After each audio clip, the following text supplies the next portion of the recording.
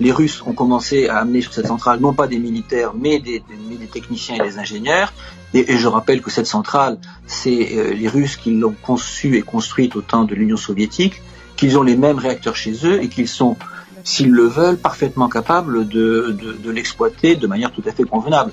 Encore une fois, je reviens un petit peu sur l'aspect un peu militaire. Bien sûr, il y a des camions russes à l'intérieur de la centrale. Elle est occupée par les Russes. Bon, ça, c'est un constat. Par contre, le problème, c'est d'où vient le danger. Le danger vient d'un tir de contre-riposte potentiel des Ukrainiens sur la centrale. Donc déjà, il faut vérifier si, il y a de l'artillerie et donc l'artillerie russe autour de la centrale, et à l'heure où je vous parle, c'est pas démontré. C'est uniquement les Ukrainiens qui considèrent qu'il y en a. Donc aujourd'hui, on n'en est pas sûr, et 8 camions ne constituent pas en soi, si vous voulez, la présence d'artillerie. Là, c'est le premier point. Le deuxième point, donc le vrai danger, c'est les tirs d'artillerie réciproques, et surtout dans des Ukrainiens. Donc je pense qu'il va falloir communiquer très rapidement avec eux.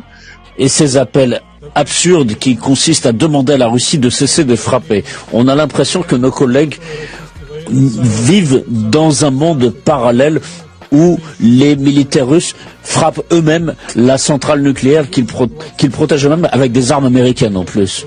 Et aujourd'hui, moi, ce que je vois des images et ce que je vois sur les réseaux sociaux et l'information que je peux avoir, aujourd'hui, il n'est pas démontré que l'artillerie russe est à l'intérieur de la centrale. En aucun cas, la centrale de Zaporijia ne peut donner lieu à un accident du type de celui de Tchernobyl.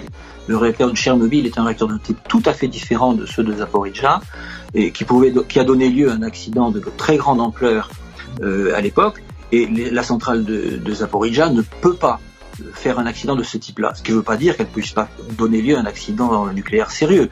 Et la référence constante à Tchernobyl dans les propos du président Zelensky est à l'évidence une tentative de mobiliser les opinions occidentales en jouant sur le registre de la peur du nucléaire associé au souvenir de Tchernobyl.